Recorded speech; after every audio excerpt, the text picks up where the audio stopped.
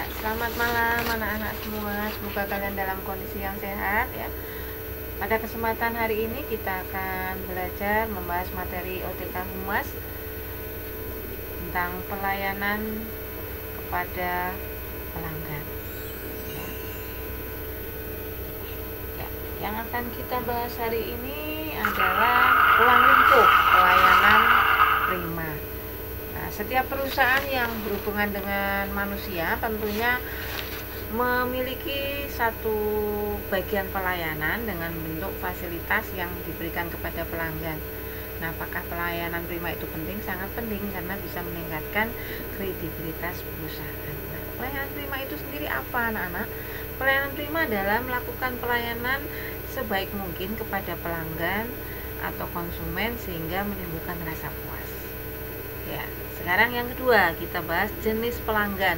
Ada dua jenis pelanggan. Yang pertama ada pelanggan eksternal dan pelanggan internal. Yang pertama dulu kita bahas pelanggan eksternal adalah pelanggan yang merupakan kelompok atau orang yang berada dari luar perusahaan yang menerima sebuah produk atau jasa. Yang kedua, pelanggan internal adalah merupakan kelompok atau orang dalam perusahaan yang memiliki pengaruh terhadap performan pekerjaan. Oke, kita lanjutkan. Yang ketiga, harapannya. Apa sih harapan pelanggan? Ini tentunya memperoleh suatu kepuasan dengan pengorbanan yang sebanding. Jadi apa yang dia keluarkan atau apa yang dia beli akan mendapatkan seimbang, setimpal ya. Jadi perusahaan atau organisasi memberikan pelayanan kepada pelanggan, kemudian pelanggan merasa puas dan perusahaan pun akan mendapatkan sebuah keuntungan. Kemudian yang keempat, aspek pelayanan prima. Apa saja aspek pelayanan prima? Ada 3 di sini ya. Kemampuan yang profesional, kemampuan yang teguh, dan memiliki sikap yang ikhlas, tulus, senang membantu, bisa menyelesaikan satu masalah dan menerima keluhan pelanggan. Itu termasuk aspek-aspek penting dalam pelayanan prima. Dan yang kelima, manfaatnya apa pelayanan prima? Jelas ada banyak manfaatnya ya, kita simpulkan aja. Manfaatnya ada 4. Yang pertama, memenuhi kebutuhan pelanggan. Jadi kebutuhan pelanggan terpenuhi. Pelanggan merasa dihargai, dihormati, dan diperlakukan dengan baik.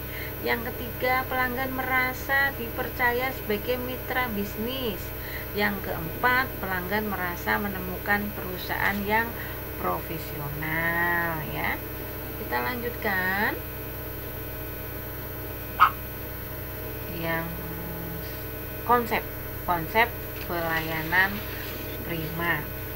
Yang pertama ada pelayanan prima berdasarkan penampilan atau appearance ya.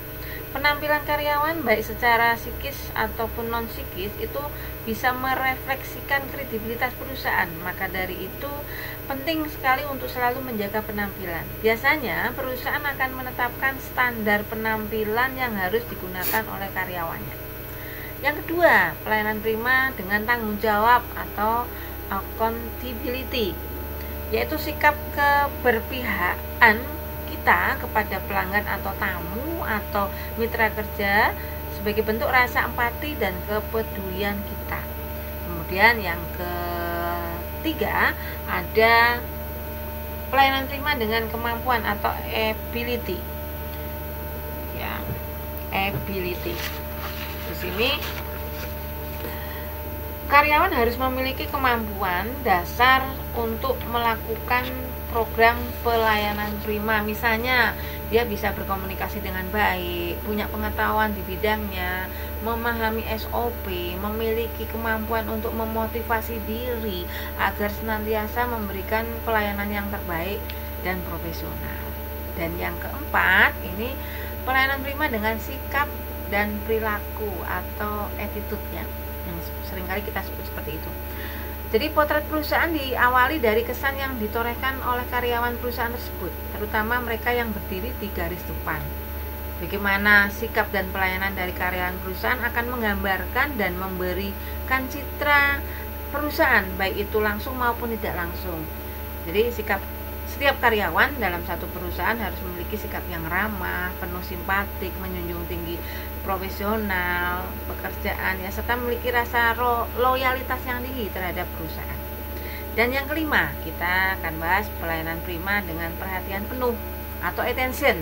Attention ini merupakan bentuk kepedulian kepada pelanggan atau tamu yang berkaitan dengan kebutuhan pelanggan, serta memahami atau saran-saran dari pelanggan itu kita tampung. Ya, attention, ada perhatian. Kemudian yang keenam, tindakan atau action.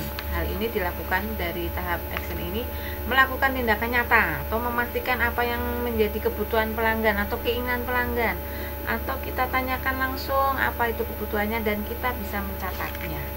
Oke, itu konsep tadi ya, konsep pelayanan prima. Mungkin untuk pertemuan kali ini cukupkan. Saya berharap kalian bisa memahami apa yang tadi kami terangkan, dan semoga pandemi ini akan segera berakhir sehingga kita bisa ketemu lagi.